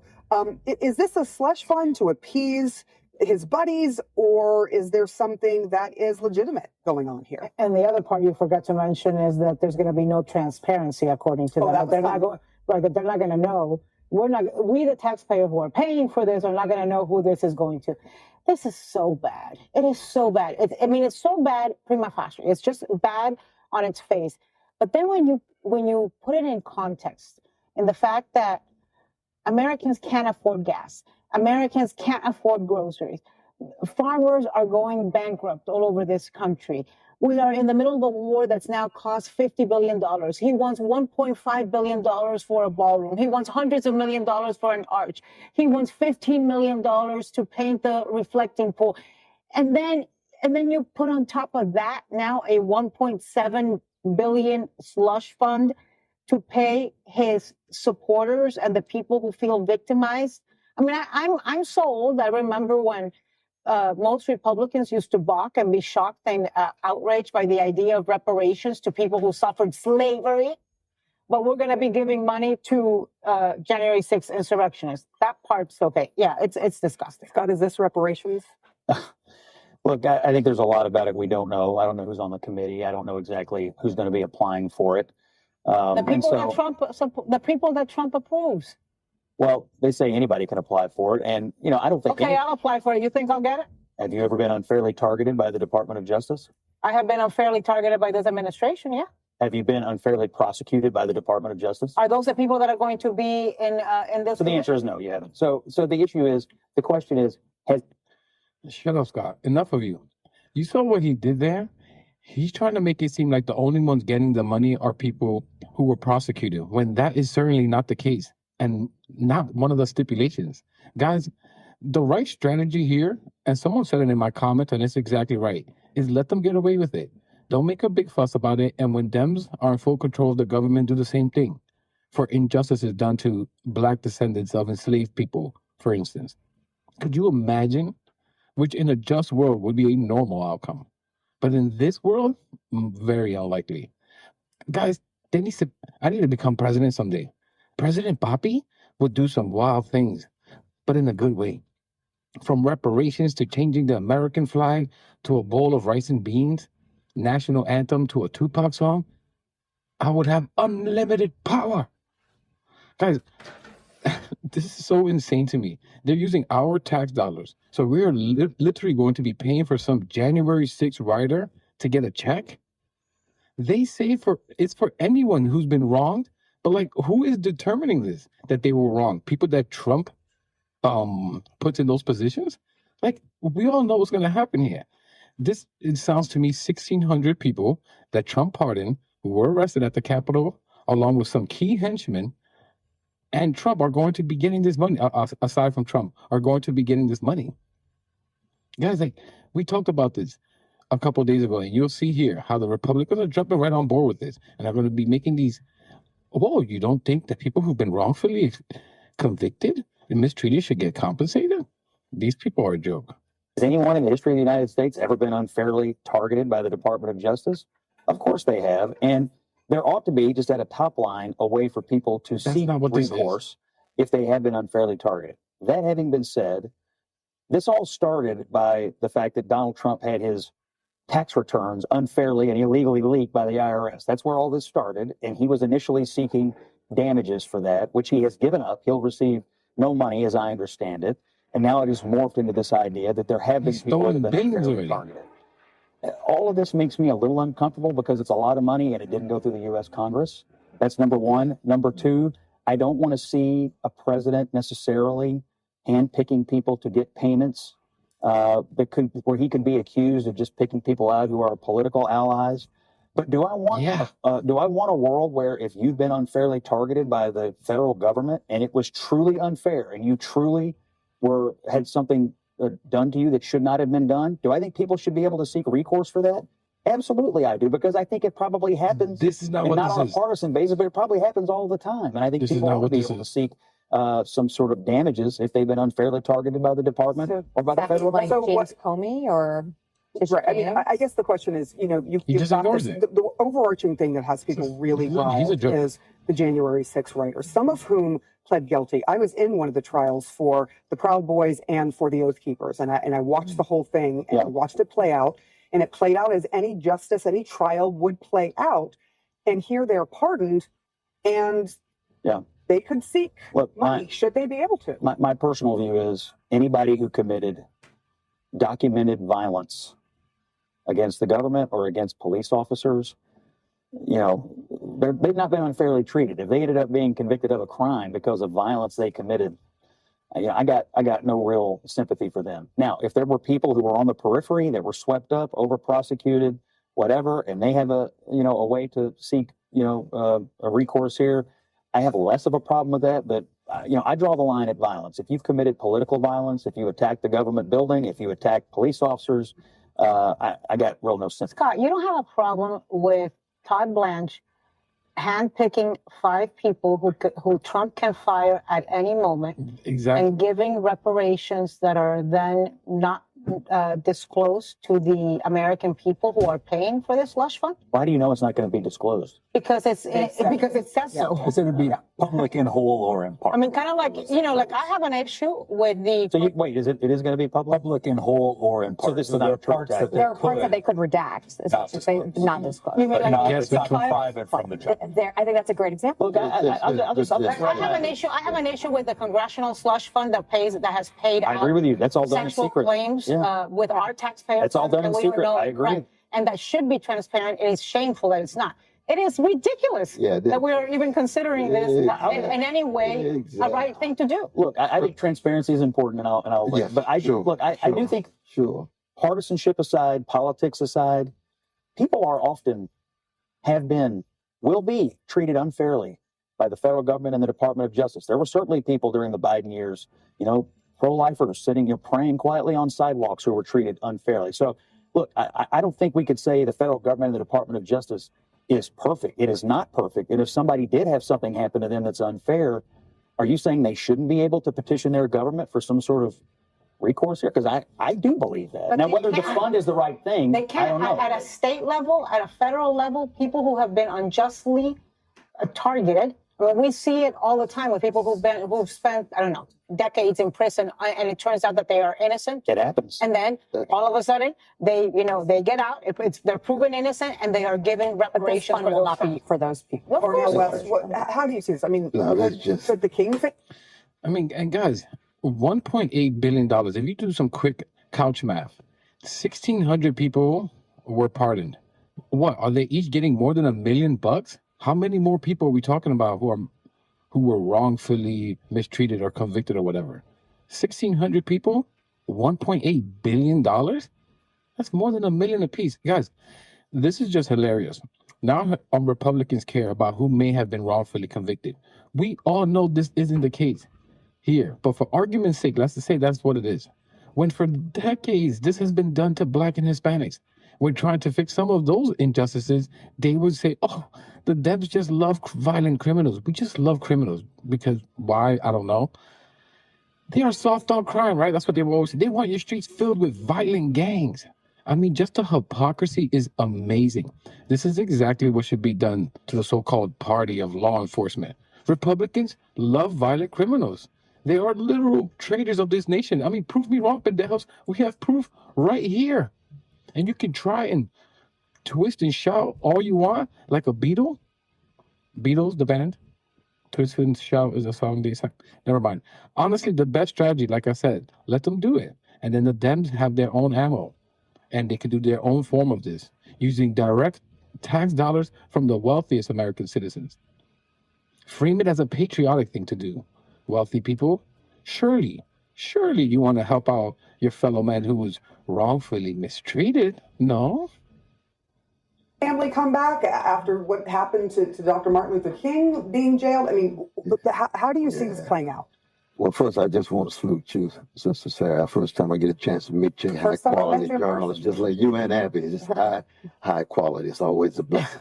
But I just want to hear my dear brother Scott try to rationalize this in some way, and I see you're getting checkmated here, because there's just no grounds for justification of this unless you open the gates and you got trillions of dollars for ex-slaves and ex-Jim Crow people. You got 6,000 of the Innocence Project just at Harvard Law School of people who've been incarcerated. And you got 2.2 of mass incarceration. I've been blessed to teach in prison for 49 years. Now, tomorrow is Malcolm X's birthday. He's 101. What is it about Malcolm? Well, what we're talking about is this is just the peak of an iceberg. When you're living in an empire that is unraveling because the hatred and the greed is overwhelming. And so there's no sincerity, there's no integrity, there's no character. So people will justify anything in the name of power and might as opposed to integrity and what is right. That's a spiritual crisis. That's a moral crisis. Malcolm X was right about that. I was glad to see his face on that magnificent banner down there in Alabama when they marched in Selma and Montgomery. Martin was there, Fannie Lou Hamer was there, but it's not a question of skin pigmentation. It's a question of character, integrity, and the attempt to do what is right.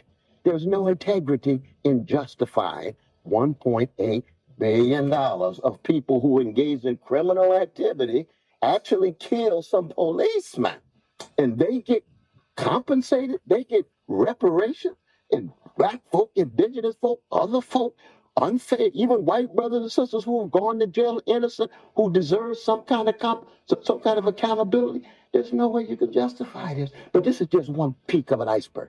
What we're seeing is spiritual sickness, moral decrepitude, and political corruption on steroids. But the good news is you still got folk in the country who are trying to exemplify some integrity and character and courage. Pierre, is there, and to you also, Sabrina, Guys, that's me. He's talking about me. Trust me. is there a way to fight this? Because there has to be someone who's injured by this, right? So the public, the general public, who say, hey, these are my tax dollars, they're not really considered. Oh, if victims only of the this. taxpayers had a claim against frivolous spending by the government. That would be a wonderful thing to have. No, I mean, the Trump administration is going about this all wrong. What you're supposed to do is you're supposed to have folks set up a nonprofit, and then you either have a company do the third-party payments into the federal government for leniency, or you just allocate tax dollars from like the Inflation Reduction Act, and that goes to your political allies. That's how you button it up, you make it legal, you avoid all of this. But your point, like on the historic discrimination, I mean, there was $2 billion in the Inflation Reduction Act that was allocated for black farmers in the South who had been historically discriminated against by the USDA. Like, there have been tons of programs that have done this. I think there's a very legitimate claim in let's be very clear, I agree with Scott. We're not talking about, and if they are, I condemn it, money going to folks who violently assaulted police officers. I know folks who were at January 6th, broke no laws except they were on the side of an invisible line, did not enter any building, were not violent, whose lives were upended and ruined, where other folks who were maybe not of the same political persuasion, who had committed, similar minor offenses, weren't even charged or didn't even have those charges brought up. So I think it's important that there is parity. And if there was an overcorrection or an over, exertion in one direction, that tilt. All right, Nickelback, I'm tired of hearing you. Guys, again, if it's not the 1,600 people that were pardoned, that would be over $1 million for 1,600 people. So if it's less than that, what, is it 800 people then that are going to get this? Over $2 million a piece? Guys, this math ain't mathing. And guys, this is the problem, is that no one's being outright and direct as to what Trump is doing here. They are trying to soften it. We all know who Trump is. This isn't about those small possible handful of who may have been wrongfully caught up. This is just like the pardons he did for the January 6th rioters. How many people do they think, wrongfully got caught up? If 1,600 people were pardoned, right, who were arrested, how many possibly people who were wrongfully, 5, 10, handful of people? 1.8 billion? This doesn't make sense. This is a reward to those very same people who Trump pardoned. And is why Trump wants control of who gets the money and who doesn't, and wants control of who gets to be on this panel. Like, Trump has never done the right thing in his damn life. We're really talking about this like if this has anything to do with injustices. This is about paying off cultists. Anyone with a effing brain can see this. Just like going after Comey, Letitia James, Federal Chair Powell. I mean, the list goes on and on. This is the inverse. It's about rewarding the traitors that helped you fail at the coup attempt. Republicans are not going to push back on this. You best believe it. I mean, a very known Republicans said they were American patriots. Can you guess who that was in the comments? Back towards the Senate. Can I just say that we're talking about nearly $1.8 billion to the same president that said the U.S. government can't afford to pay for Medicare, Medicaid, child care, or daycare. So I think there are a lot of, and now you have on top of that the gas crisis where people are paying, over $1.50 than they were before the war started. So I think when you look at this giant slush fund of money, I think people are going to look at that and say, well, what about me? What can the government do for me? And this is not going to benefit people. So I when did he say we can't afford Medicare or Medicaid? He said they've cut it, and he also for non-citizens. He can't afford that. For so he did say we can't that we afford cannot afford Medicare and Medicaid, and that should be pushed to the states to pay for, and that the federal government could. Guys, I have to do it, don't I? DJ Poppy, hit that track. To make up, but it's not possible for us to take care of daycare, Medicaid, Medicare, all these individual things. They can do it on a state basis. You can't do it on a federal. We have to take care of one thing: military protection. We have to guard the country. But all these little things, all these little scams that have taken place, you have to. But he did also say that the federal government cannot afford daycare and childcare for millions of families all around the country. So I think when you look at a slush fund of this magnitude, people rightfully are thinking that's absolutely egregious. I mean, it is. But does everybody here agree generally that it is possible for the federal government and the Department of Justice to make a mistake. Absolutely. Yes. But not just a mistake, it can be chronic. It can be institutional. I totally agree with you. So if we all agree that mistakes can be made, that's right. Do we all also agree that maybe it ought to be there ought to be a way for people to address those mistakes? I personally think. Oh, absolutely. That's why I supported reparations for black people for the last 50 years. And That's what the argument is. That's what the argument is. Well, I mean, what do you mean why? Like, it's not an impartial board. Why would the executive branch not be involved in the administration of it? Oh no, come on, put me on this panel. Corner Scott and say, you're right, Scott. Now, are you for reparations for black people who are descendants of the enslaved? Ay, papito, Brother Cornell was, you had him there. Because surely, I'm willing to say, maybe there were some who were wrongfully caught up in all of this January 6th stuff. In a world of numbers, anything is possible, Papi, right? But surely, an injustice like slavery, segregation, Jim Crow, redlining, and on, surely, I mean, those must be a massively bigger injustice. So, of course, Scott, you would be for reparations for black people, right? Punk ass? Like, at least some form of reparation? No? You wouldn't go around with Republicans crying, calling it anti-white, right? Woke. DEI on steroids. Surely you wouldn't call it that, right? I mean, come on, guys, that was a layup. You have to see those openings and pounce on these idiots. If it's coming out of the Department of Justice. I think what you were arguing was transparency, so that we know where the money goes. Yeah, I agree with that. Right. So if you know where the money goes and you know what the details of the cases are, then maybe you could pick each individual case apart.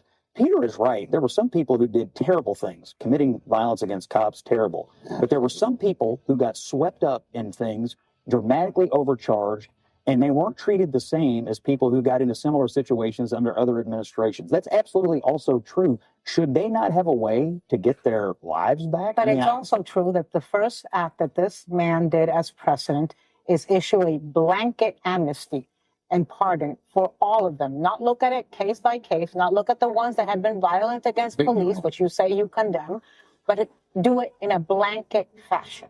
And so that's not a good precedent for somebody who wants to issue reparations to people from January 6th. I mean, they have been pardoned, so technically they could file for this and potentially get money, and there's a lot there. So we'll have to wait and see what this happens. But if we don't know who's getting it, then no one's going to understand exactly who is getting a piece of the pie.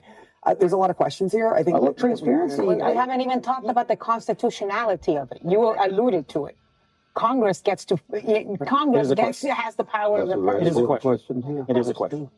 It's a big one. All right, we all agree on that one thing, so I'm going to leave it right there. Next, the president. I mean, guys, Trump called these people that he pardoned, the 1,600 people, wrongfully convicted American patriots. So think about it. Why wouldn't they be applying for this fund? And why wouldn't Trump approve it? He already said they were wrongfully mistreated or convicted or whatever. Like, again, we all know what this is about, and it pisses me off that this panel talks about it like it isn't a straight off payoff to these traitors of this nation. I get the argument. Some literally a handful may have been wrongfully caught up in this. Fine, a handful. $1.8 billion is not a handful. My argument also is that we know Trump isn't looking to be empathetic to those who were caught up. Rather show his loyalty and to pay those guys back who helped him in a failed coup attempt of the U.S. government. My fuck. Sorry, I said I wasn't going to curse anymore. But I'm going to leave it there, guys. Let me know what you think about all this in the comments. Please leave a like, subscribe. Really helps the channel. Really helps push the message out there. And I'll catch you in the next one. Do not fret because of those who are evil, or be envious of those who do wrong. For like the grass, they will soon wither. Like green plants, they will soon die away. Trust in the Lord and do good. Dwell in the land and enjoy safe pasture. Take delight in the Lord, and he will give you the desires of your heart. Commit your way to the Lord. Trust in him, and he will do this. He will make your righteous reward shine like the dawn, your vindication like the noonday sun. Be still before the Lord, and wait patiently for him. Do not fret when people succeed in their ways, when they carry out their wicked schemes. Refrain from anger and turn from wrath. Do not fret. It leads only to evil. For those who are evil will be destroyed, but those who hope in the Lord will inherit the land. A little while, and the wicked will be no more. Though you look for them, they will not be found. But the meek will inherit the land and enjoy peace and prosperity. The wicked plot against the righteous and gnash their teeth at them. But the Lord laughs at the wicked, for he knows their day is coming. The wicked draw the sword and bend the bow to bring down the poor and needy, to slay those whose ways are upright. But their swords will pierce their own hearts, and their bows will be broken. Better the little that the righteous have than the wealth of many wicked. For the power of the wicked will be broken, but the Lord upholds the righteous. The blameless spend their days under the Lord's care, and their inheritance will endure forever. In times of disaster they will not wither. In days of famine they will enjoy plenty. But the wicked will perish. Though the Lord's enemies are like the flowers of the field, they will be consumed. They will go up in smoke. The wicked borrow and do not repay, but the righteous give generously. Those the Lord blesses will inherit the land, but those he curses will be destroyed. The Lord makes firm the steps of the one who delights in him. Though he may stumble, he will not fall, for the Lord upholds him with his hand. I was young, and now I am old, yet I have never seen the righteous forsaken, or their children begging bread. They are always generous and lend freely. Their children will be a blessing. Turn from evil and do good. Then you will dwell in the land forever. For the Lord loves the just and will not forsake his faithful ones. Wrongdoers will be completely destroyed. The offspring of the wicked will perish. The righteous will inherit the land and dwell in it forever. The mouths of the righteous utter wisdom, and their tongues speak what is just. The law of their God is in their hearts. Their feet do not slip. The wicked lie in wait for the righteous, intent on putting them to death. But the Lord will not leave them in the power of the wicked, or let them be condemned when brought to trial. Hope in the Lord and keep his way. He will exalt you to inherit the land. When the wicked are destroyed, you will see it.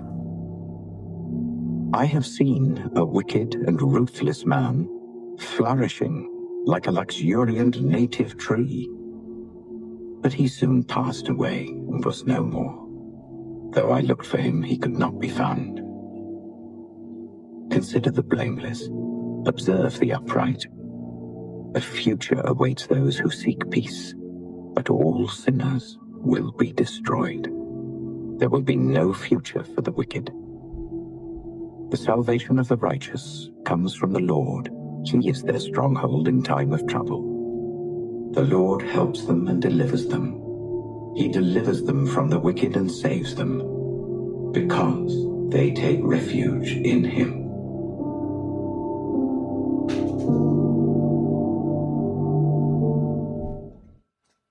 Linking some of this back to Epstein, let's put E2 up here on the screen. Inside the White House freakout over the Epstein files. So here, what we found out, this is a very long excerpt from a forthcoming book by Maggie Haberman and Jonathan Swan. It's basically a TikTok of July 17th, 2025, where what they say, President Trump's top officials filed in the White House Situation Room. What they found is that the most senior advisors had gathered without him to figure out how to gain some measure of control over a very different kind of crisis threatening to engulf the presidency, the Epstein files. 10 days earlier, the Justice Department and the FBI had jointly released a memo that bluntly stated that their review had found no client list of powerful men for whom the notorious pedophile Jeffrey Epstein had allegedly procured underage girls and young women.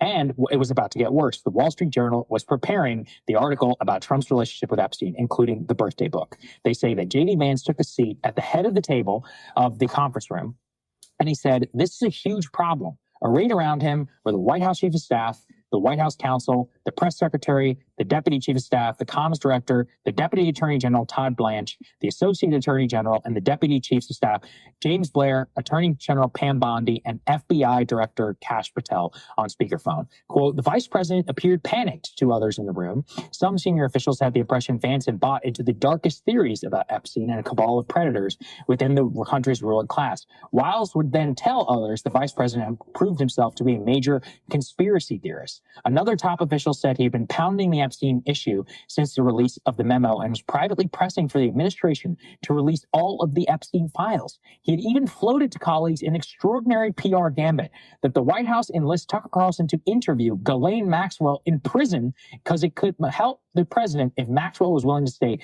Trump had not been part of any wrongdoing with Epstein. He believed that all the files should be released. He then got an immense amount of pushback from people who were loyal to Trump, here including James Blair, was the Deputy Chief of Staff, White House. He said, with all due respect, the communication strategy of this group got us here. I don't know if that is going to get us out. And if you're going to go in front of the press, you've got a lot of work to do. He began to ask pointed mock questions demonstrating how difficult a news conference might be. The president's former defense attorney, Todd Blanche, had a unique perspective. He was better equipped than anyone else in the room to weigh the ideas around Trump's personal and political interests, and he laid out what's their best option, which is eventually what they went to try and unseal the grand juries, to do this interview with Ghislaine Maxwell. But what they point to very specifically is that many of the people inside of the administration, from Vance, Kash Patel, and Bongino especially, who at various points screamed at Susie Wiles, he said that you fucked this up, you covered this up. Many of them all wanted more either maximum transparency or release. There were two people who pushed. It was Trump loyalists and Donald Trump himself, who was the most opposed at the end of the day to releasing anything, turned it into the quote hoax. And then, this is the true crime in my opinion, is that all of those people, Patel, Vance, all of the others, fall in line after Trump makes his decision, when what we know, at least so far, from what this TikTok of like all of the details of this White House Situation Room meeting are, all of them knew this was going to be a disaster, told Trump it was going to be a disaster. Trump didn't care. Trump covered it up. Trump was dragged kicking and screaming to the Epstein Files Transparency Act. He goes all out. He opposed everything. He denied the obvious birthday letter. Look, we all knew it was real. Like, come on. And at the time, they knew it was real before they denied it. And then Bongino, of all, honestly, probably the worst, because internally he's screaming and he's losing his head, complaining about the millions of dollars in podcast revenue and how hard it is that he lost by going to the administration. Oh, boo-hoo. Our heart breaks for you. My heart breaks for you, Dan. And how hard it is to not live in Florida, probably. So he, in the administration, he's threatening to quit and all that over this. He's screaming at the White House Chief of Staff, doesn't quit, and now comes back. He's on his show, and he still defends his conduct from when he's in.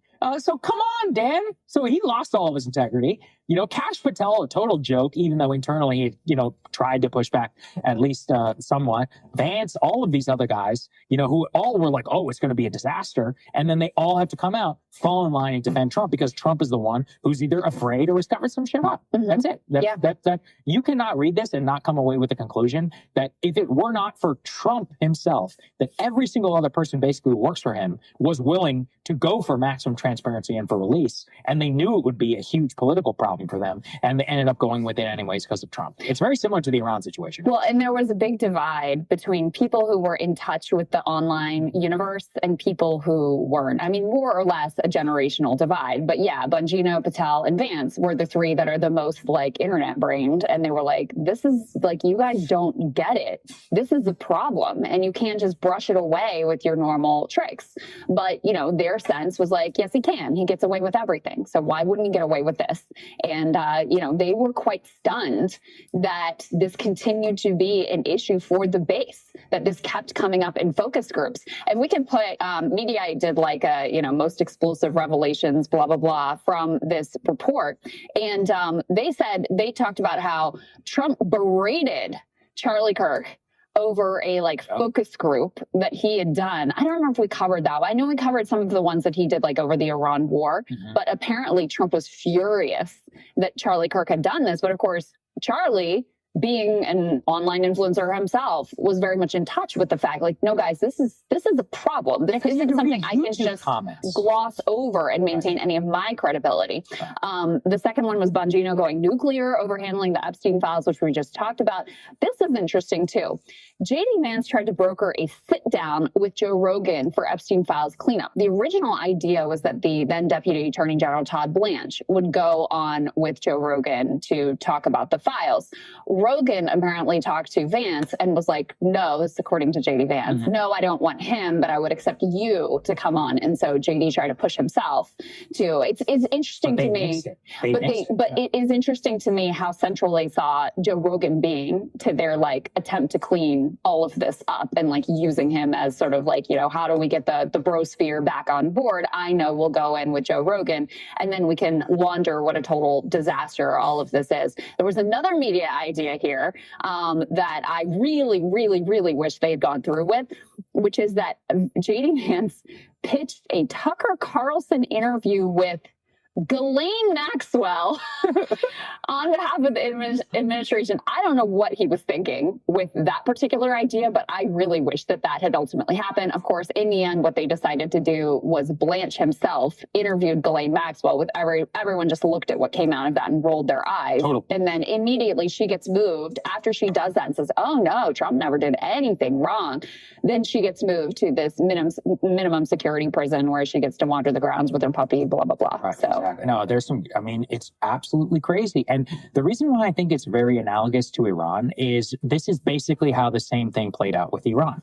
Most of the people who work for Trump were like, dude, this is bad. So again, we know this for sure, at least from the TikTok too of Maggie Haberman and Jonathan Swan. They released the memos or basically about how it all went down inside the Situation Room. JD was like, I think it's a bad idea, but if you want to do it, I'll back you up. Pete Hegseth, idiot in chief, was like, look, whatever you want to do, rah, rah, rah, I'll back. He didn't really have an opinion. The chief of staff, the Army Joint Chief, Daniel Kane, was like, look, sir, very muted about some of the caution, but he had his vice admiral actually do tell him the truth. He was like, no, don't do it. It's going to be bad. There's all these different problems. Trump listens to basically nobody inside of this in the administration in terms of the White House. He is listening to Mark Levin, to Bibi Netanyahu, to that extraordinary pitch that happened probably in the same Situation Room, conference room as we're talking about here. He goes with Netanyahu, he goes with the outside brigade. But the deciding factor in all this is Trump himself. But the deciding factor is also that all of the people who work for him who know better, because they are not the president, they have to fall in line and to support, and not support, just be their cheerleaders in the public to maintain any access to the king. And that is the biggest problem with this entire administration. The other character in this is Pam Bondi. Oh, yeah. Oh my goodness. So you guys all remember the situation with the influencers in the Binder Gate, where they, Kaya Reichik and all these people, DC Dorado, are posing with their, I got the Epstein files, and they're like big smiles on their face. Apparently, according to this, she freelanced that whole thing. And was like, her and her staff are like, this is going to be so epic. Right. You'll see, this is going to be amazing. It happened on a day when Keir Starmer was visiting and Trump was going to have, press avail with him after that. And they're like, all the questions are going to be about this. Like, what are you doing? And then, of course, as we all know, the binders turned out to be full of information that was already public. Actually, it was more redacted than what Gawker had published like a decade ago. And so it just ended up being a complete debacle. These influencers, who are some of the Trump White House's biggest cheerleaders, they feel like they get completely burned. It's humiliating for everyone involved, and no one falls for the theater. But apparently this was all like her and her staff's bright idea, and just turns into into a complete disaster on every front and further breaks the trust of, some part of the MAGA base that is looking at this like, what are we doing here? Like, you're just engaged in a massive in-our-face cover-up of what's going on. You mentioned when we were talking about Iran before, making the connection between these two issues that Trump just can't actually find his way out of. Both of them go to kind of like the core brand that he had created. Yes. And that's really why he can't wiggle out of it the way he seems to wiggle out of everything else. Being a womanizer and a woman abuser, frankly, is not really counter to his brand. Well, it's messy, but yeah, that's baked into the cake. I get it. He's, rude and crude and mean and gross and all these things. But when it comes to his own people, this brand that he'd established, that he would be the ruffian to come in and overturn the tables and clean up the swamp and expose all of the wrongdoers, this very sort of like QAnon fantasy of what Trump was. The Epstein files, you could not reconcile. Now he's doing a cover up. And by the way, he's Jeffrey Epstein's best friend for a decade, with this image and brand that he had created. On the war stuff, like from the time that he ran in 2015, 2016, he made central to that his supposed opposition to the Iraq war. That becomes central to his brand. In the first administration, I would say he took very hawkish and potentially dangerous actions, but he always leaned into this talking point. I didn't start any new wars. When he runs, he goes out and has all of these validators of he's going to be this is the peace ticket. He's going to keep us out of any future wars. He's going to be totally different than these neocons that are in the Biden administration, blah, blah, blah. People believe that. And so then when he comes in and starts on his own, of his own volition, with no provocation outside of Israel encouraging him to do so, a disastrous Middle Eastern war, there's just no way that you can wiggle out of that you can bullshit that. You cannot cover up the reality of how counter that is to what your people thought you were going to ultimately do. Right. Yeah. I mean, I think that between the Iran situation and the Epstein situation, again, though, I think you have to be honest. Like, the truth is so many of these people took a gamble. They really did. And I believe that this would happen too. They believed that the first term, like with the first term, that the advisors, the people there would set policy. Trump has, for some reason, nobody will ever know, has taken a much more active control over the policy in the second term, but with a way worse direction with Iran and with Epstein. And it turns out that they've had almost zero influence, to be honest, or counter influence, both on Epstein. I mean, if you think about why did he pick JD in the first place? There's no reason, why?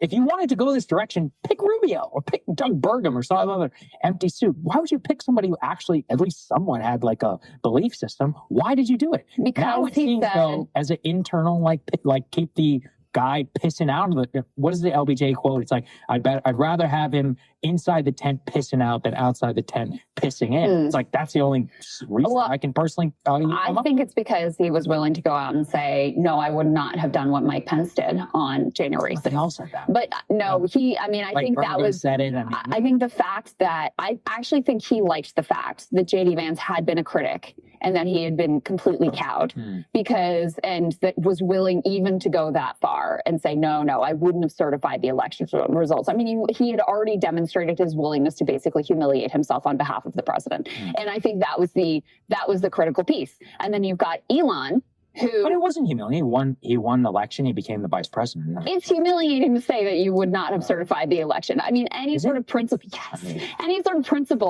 that he had previously, he had already demonstrated himself willing to completely and totally abandon. And then you add to that Elon Musk putting in $250 million into the campaign, and JD was his pick. He wants him in. And I think that's how you end up with JD Vance in. I don't think it was as clever or strategic of I'd rather have this guy on the inside. But, the bottom line is his learning from the first administration was that the problems were when he was reined in.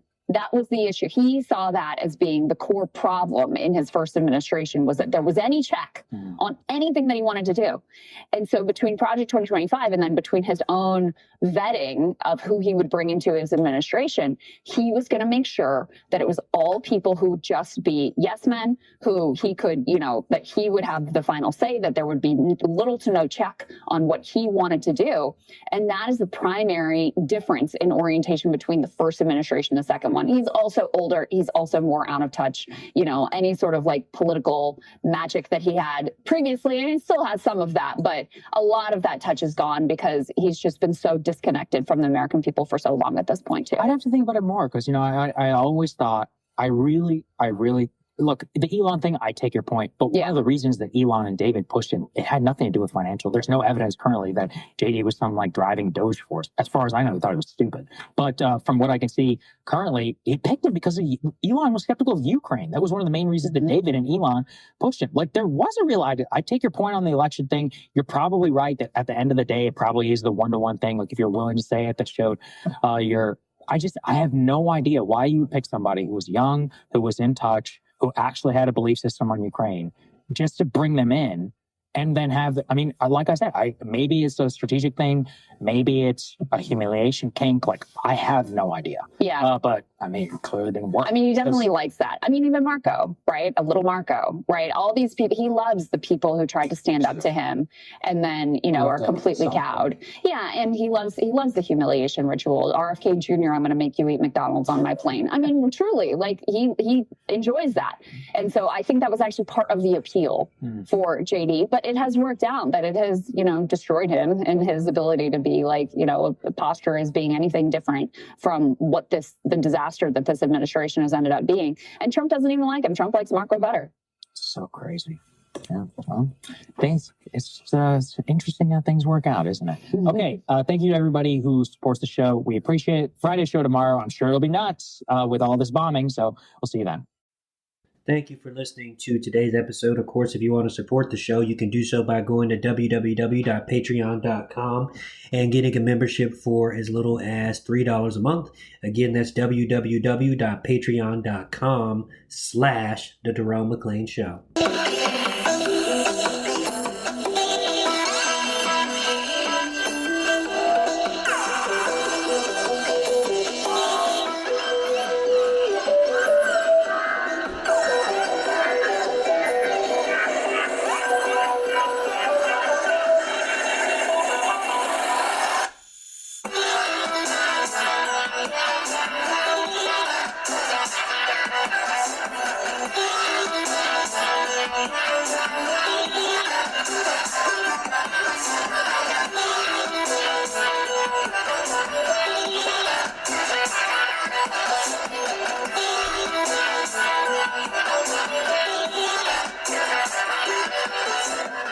The Jerome McClain Show is fully listener-supported, independent media that won't lead you to tribalism.